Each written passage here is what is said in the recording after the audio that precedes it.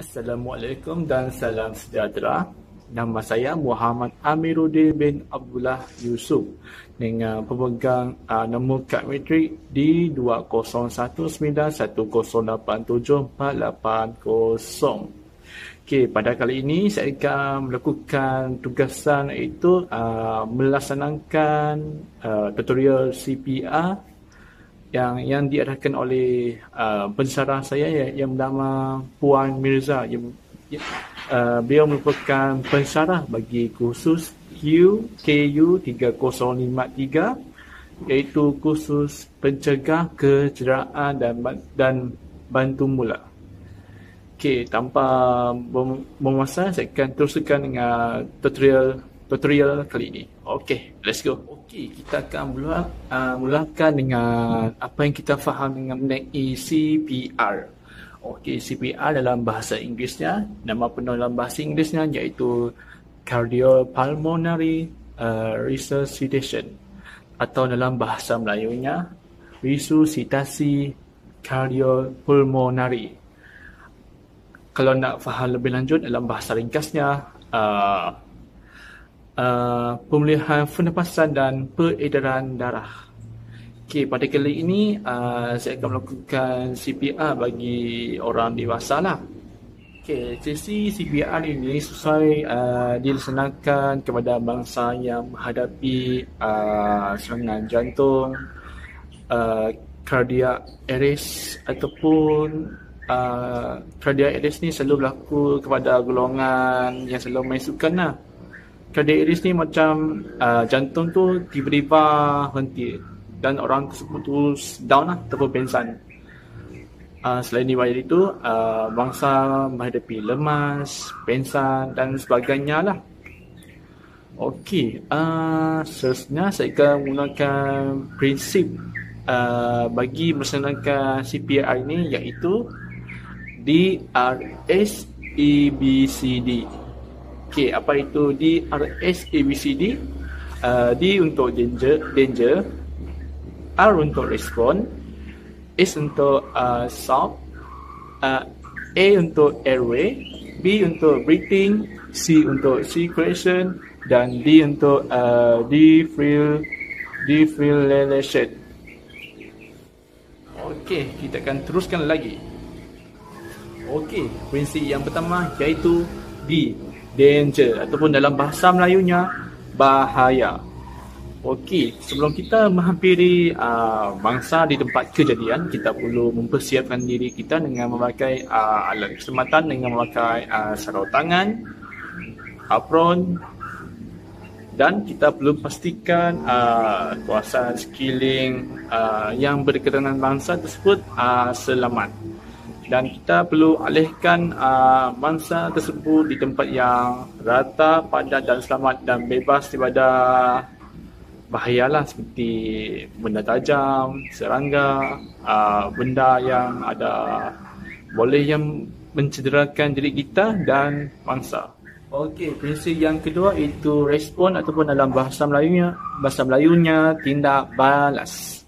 Okey, apabila kita menghampiri dengan mangsa tersebut, pastikan kita perlu bertindak balas dengan secara sopan orang kata lah, iaitu dengan menepuk bahu ataupun menggerakkan bahu mangsa sehingga kan mangsa itu sebolehnya menyedarkan diri sambil kita bertanyakan keadaan dengan jawab pertanyaan ringkas seperti Encik, awak okey ke?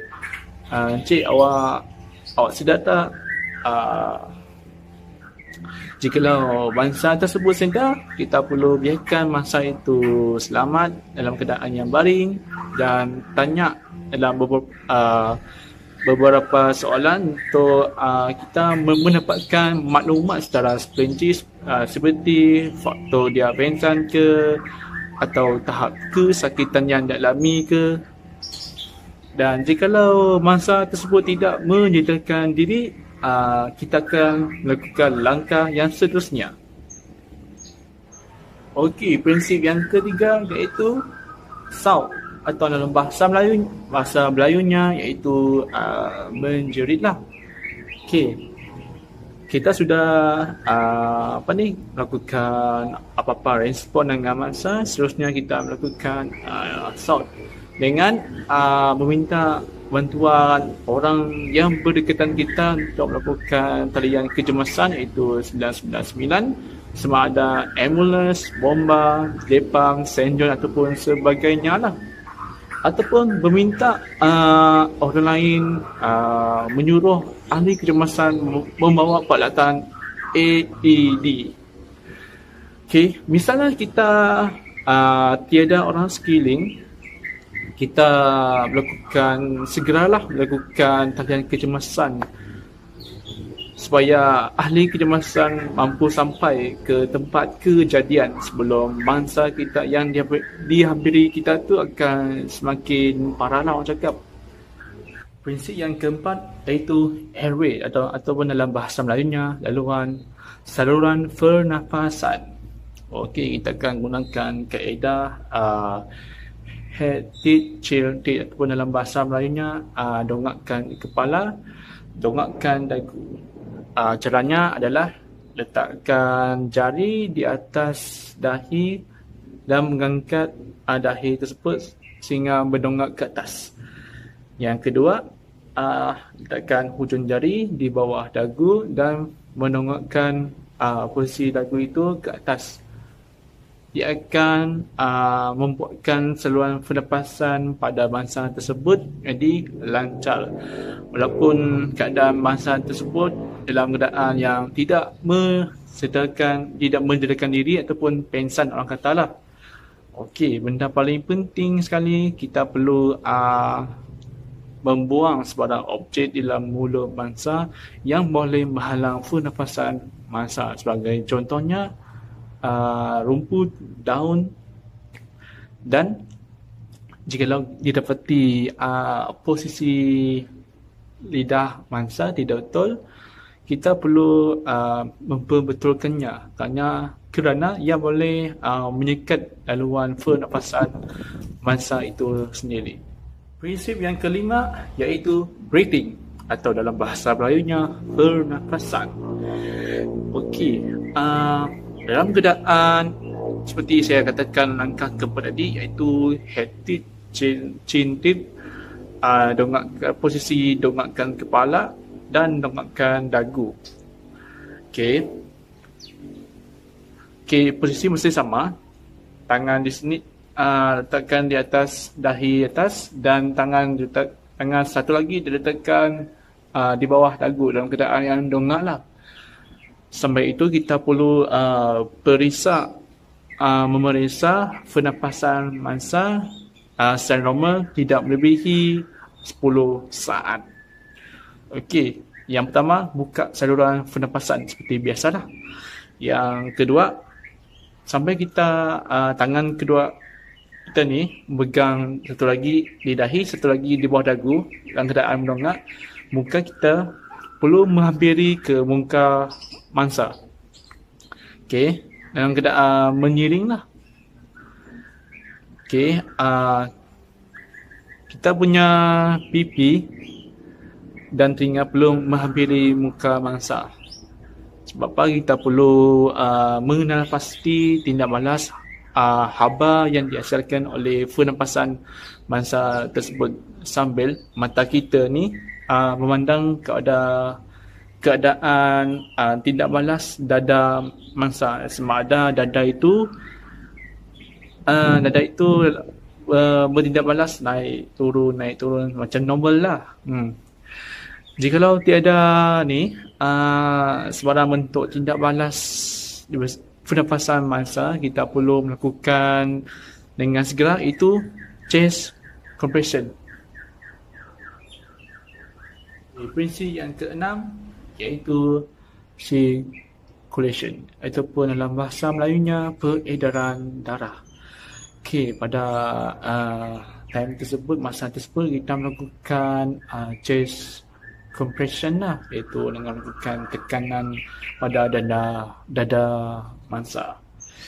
Okey, untuk tekanan dada, kita perlu melakukan tekanan di pertengahan dada mangsa. Okey, cara-caranya adalah kita perlu duduk menghampiri dan sebelah mansa. Tangan satu lagi diletakkan di pertengahan dada mansa dan tangannya satu lagi diletakkan di atas tangan serta diselitkan. Asalkan posisi bagi tangan tersebut berada di pertengahan dada mansa. Dan yang paling penting sekali, asalkan tidak berada di bawah di bahagian rusuk dan perut mansa. Okey, pastikan siku dan lengan kita ni dalam keadaan lurus lah. Selepas itu, bahu kita dalam keadaan yang menegak di atas dada mansa dan menurun ke bawah. Maknanya kita tidak boleh bengkok. Kita perlu maintainkan posisi yang lurus dari bahu ke tangan ke atas dada mangsa. Okey, kelajuan untuk pump dada mangsa dalam paling baik 100 hingga 120 kali dalam masa seminit lah.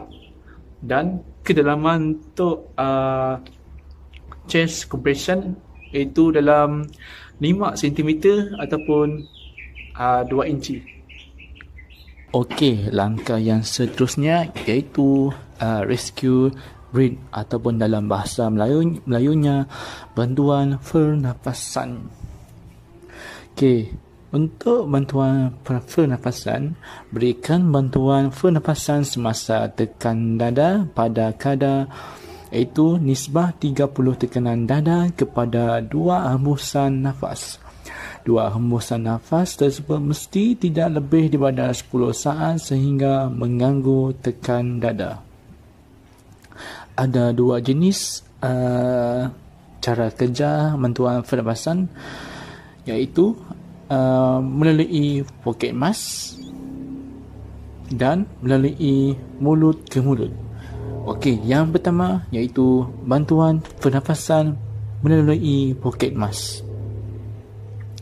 Posisikan diri anda di sebelah mansa. Letakkan poket mask pada muka mansa dan rapatkan ke muka mansa dengan menutupi hidung dan mulut mansa. Letakkan jari telunjuk dan ibu jari pada poket mask dengan jari-jari lain pada rahang mansa sambil didongakkan kepala dan angkat dagu mansa. Hembus selama 1 saat dan perhatikan sama ada dada pesakit naik dengan hembusan yang diberikan. Ulang sekali lagi dan sambung tekanan dada secara berterusan sehingga mansa bertindak balas ataupun menimbulkan respon sama ada ketara ataupun sedikit. Okey, jenis yang kedua iaitu bantuan pernafasan mulut ke mulut. Pakai face seal jika ada. Pijit hidung mansa dengan jari telunjuk dan ibu jari. Angkat dagu dengan mulut terbuka. Tarik nafas anda dan letakkan pada mulut mansa dengan rapat. Hembus selama 1 saat. Kekalkan bukaan saluran pernafasan sementara anda mengangkat muka anda dan menarik nafas semula. Perhatikan sama ada dada mansa naik dengan hembusan yang diberikan. Tarik nafas sekali lagi dan hembus semula ke mulut mansa. Sambung tekanan dada secara berterusan. Okey, untuk prinsip yang ketujuh pula iaitu defibrillation atau dalam bahasa Melayunya defibrilasi. Okey, apabila peralatan AED tiba, okey, untuk AED nama penuhnya Automated External Defibrillation. Okey, apabila peralatan AED tiba, tekan butang on pada AED. Letakkan electrode pads pada dada mansa. Teruskan tekan dada sementara pad diletakkan ikut arahan AED. Jika defibrilasi atau shock disarankan, pastikan tiada sesiapa pun memegang mansa Tekan butang shock pada AED. Terus sambung tekan dada serta-merta selepas defibrilisasi diberikan. Ikut arahan AED seterusnya. Jika tiada defibrillasi ataupun shock disarankan teruskan tekan dada. Periksa semula mangsa selepas setiap 2 minit ataupun selepas 30 tekan dada dan buat hembusan nafas sebanyak 5 pusingan. Teruskan CPR melainkan mangsa mula bernafas semula anda sudah letih dan tidak mampu melakukan tekan dada lagi ataupun bantuan telah sampai. Okey, untuk yang cara kerja yang terakhir iaitu recovery position ataupun dalam bahasa Melayunya posisi pemulihan. Jika kita dapati mangsa sedang mula menafas sendiri tapi masih dalam keadaan yang tidak sedar. Okey, yang pertama teruskan berada di sebelah mangsa dan luruskan kedua-dua kaki mangsa. Yang kedua, letakkan lengan mangsa yang hampir dengan anda dengan siku dilipat dan tangan dibuka. Yang ketiga, letakkan lengan satu lagi di depan dada mangsa dengan belakang tangan di pipi mangsa. Yang keempat, tarik kaki mangsa yang lebih jauh dari kita ke arah kita dengan pinggul dan lutut pada 90 darjah. Yang kelima, dongakkan kepala mangsa untuk memastikan saluran pernafasan kekal terbuka. Jika perlu, gunakan tangan di pipi mangsa untuk mendongakkan kepala mangsa. Seterusnya, hadapkan muka mangsa ke bawah untuk membenarkan sebarang cecair keluar dari mulut mengalir keluar. Yang terakhir, periksa pernafasan mangsa secara berkala. Okey, itu sahaja daripada saya mengenai cara-cara melaksanakan video tutorial CPR dengan menggunakan prinsip DRS-ABCD. Itulah. Okey, yang buruk daripada saya, yang baik daripada Allah Subhanahu Wa Taala. Okey, itu sahaja daripada saya. Sekian, terima kasih.